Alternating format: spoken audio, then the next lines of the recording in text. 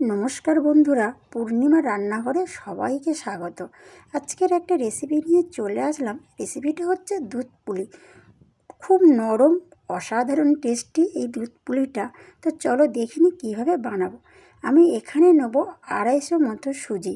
হ্যাঁ, আমি সুজি আর চালের গুঁড়োই ব্যবহার করব। সুজিটা দিলে কি হয়, পিঠেটা অনেক নরম থাকে। তো এখানে আমি 250 সুজি, 500 চালের গুঁড়ো নিয়েছি, আর স্বাদ অনুযায়ী নুন দেব। এবারে আমি এইটাকে বেশ ভালো করে আগে এইভাবে ভালো করে তোমরা হাত দিয়ে, চামচ দিয়ে, যা দিয়ে হোক, ভালো করে এটাকে মাখিয়ে নিতে হবে। আগে থাকতে কিন্তু আমি জল গরম বসিয়েছি, বেশ ভালো গরম জল দিয়ে এটাকে মাখাবো। দেখছো একদম গরম জল ভাপ উঠছে, তবে একটু সাবধানে, যাতে হাতে না লেগে যায়, একটু সাবধানে এইভাবে গরম জলটা, ভালো গরম জলটা দিতে হবে। একদম ফুটন্ত গরম জল দিতে হবে। তবে প্রথমে গরম আছে বলে আমি এখানে চামচ দিয়ে এইভাবে একটা ব্যাটার বানাবো। একটু ঠান্ডা হলে তারপরে হাত দিয়ে এইটা মাখবো।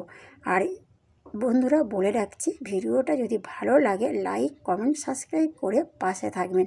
আর তোমাদের কেমন রেসিপি পছন্দ আমাকে কমেন্ট করবেন। আর তো দেখো অনেকটা হালকা গরম আছে। তো এবার আমি হাত দিয়ে এটাকে বেশ ভালো করে মাখবো। আর আমি সুজি এর মধ্যে ব্যবহার করেছি। সুজি একটু দিলে কি হবে, চালের গুঁড়োটা, মানে এখনকার চালের গুঁড়ো যদি সেদ্ধ চালেও পারো, আতপ চালেও পারো, তো আমি মিডিয়াম চালের গুঁড়ো নিয়েছি, তাই একটু সুজি দিয়েছি। মাখা হয়ে গেছে। এই মাখাটা আমি আধ ঘন্টা এইভাবে ঢেকে রাখবো। তো চলো এবার একটা নারকেলের পুর বানিয়ে রাখবো। এবার আমি এখানে নারকেল নিয়েছি, আমি এখানে কড়ার মধ্যে কিছুই দিইনি, নারকেলটা দিয়েছি। এবারে আমি এখানে দেব গুড়। এখানে আমি গুড় দেবো। পারলে তোমরা 3-4টে এলাচ ফাটিয়ে এখানে দিতে পারো। এখানে তোমরা এলাচ ব্যবহার করতে পারো। এলাচ দিলে এর ফ্লেভারটা খুব ভালো হয়। যেহেতু আমি এখানে ব্যবহার করছি না, কিন্তু তোমরা এলাচ দিতে পারো। আর এই গুড় দিলাম। এবারে আঁচটা কম করে বেশ এইভাবে বারে বারে করে নাড়তে থাকবে। পুরো গুড়টা নারকেলের সাথে মেশাতে হবে। এই প্রথম একটু জল উঠবে, জল ছাড়বে, গুড়টা গলে গেলে দেখো জল ছেড়ে গেছে, কিন্তু এর একটা চিট ভাব আনতে হবে, আরও শুকনো বানাতে হবে। জল আছে, যেহেতু গুড় গলে গেছে, তা এবারে আরেকটু শুকনো হবে, চিট ভাবটা আসতে হবে। তো দেখো হয়ে গেছে, একদম পুরোপুরিভাবে রেডি। অসাধারণ একটা রেসিপি। তো এবার আমি তোমাদেরকে দেখাবো। দেখো ময়ামটা মানে খুব সুন্দর একটা হয়েছে। তো এরকম ছোট ছোট করে আমি বলের মতো করে কেটে নেব। নিয়ে এইভাবে তোমরা যেমন পারো, আজকাল পিঠে বানানোর মেশিন উঠেছে, সবাই হাত দিয়ে মুড়তে পারে না, তো তবু আমি হাত দিয়ে দেখাচ্ছি। অনেক রকমের হয়। এরকম করে একটু গোল করে নেবে, একটু এরকম করে হাত দিয়ে এরকম করে চারি সাইডটা এরকম করে চাপবে। চেপে চেপে বেশ একটু লুচি সাইজের মতো হয়ে যাবে। দেখো লুচি সাইজের মতো হয়ে গেছে। এবারে আমি এর মধ্যে একটু পুর ভরে দেবো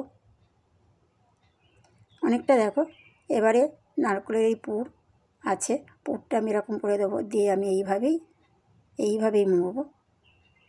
খুব সহজ, খুব সহজ। যারা পারে না তারা মেশিন ব্যবহার করতে পারো। তো আমি এটা হাত দিয়ে এই যে এরকম করে দুই সাইডটা এইভাবেই ব্যাস হয়ে গেল।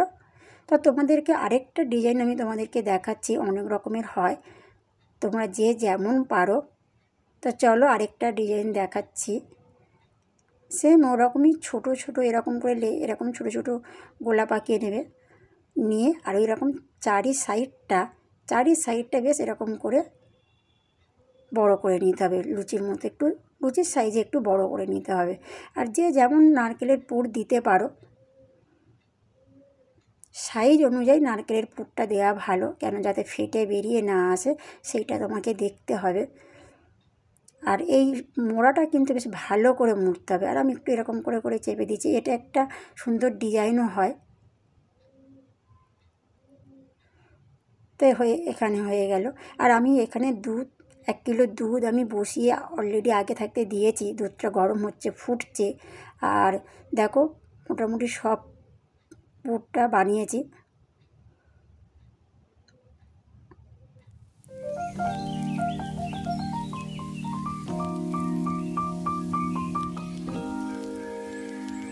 এখানে আমি দুধ দিয়েছি, দুধ ফোটাচ্ছি। এখানে আমি 4-5টা এলাচ ফাটিয়ে দুধটাকে বেশ ভালো করে 10 থেকে 15 মিনিট ফুটিয়ে নিয়েছি।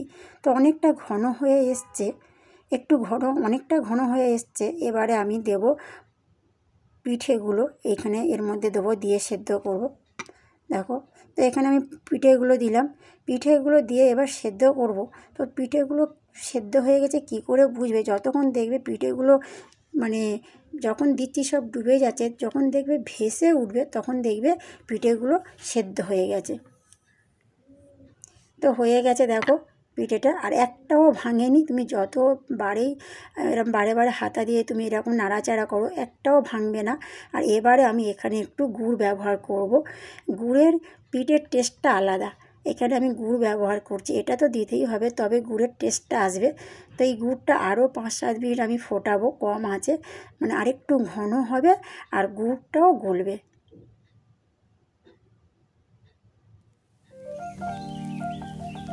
এখানে গুড় গলে এসছে, আর আঁচটা কিন্তু কম করে দিতে হবে, কেননা এটা অল্প আঁচেই ভালো হবে। যত ফুটবে তত তোমার দুধটা ঘন হয়ে, দেখো ঘন হয়ে এসছে, আর কালারটা খুব সুন্দর হয়েছে। আশা করি বন্ধুরা ভিডিওটা তোমাদের ভালো লেগেছে, আর যদি ভালো লাগে লাইক কমেন্ট সাবস্ক্রাইব করে পাশে থাকবেন। আর বন্ধুরা তোমাদের কেমন ভিডিও পছন্দ, মানে কেমন রেসিপি পছন্দ, অবশ্যই কমেন্ট করো। তো হয়ে গেছে, চলো, দুধ পুলি রেডি। খুব সুন্দর একটা, একদম ভাঙেনি, এটা বারেই আর অসাধারণ টেস্টি, অসাধারণ খেতে। তো আজকের ভিডিওটা এই পর্যন্ত, দেখা হচ্ছে পরের ভিডিওয়। ভালো থাকো।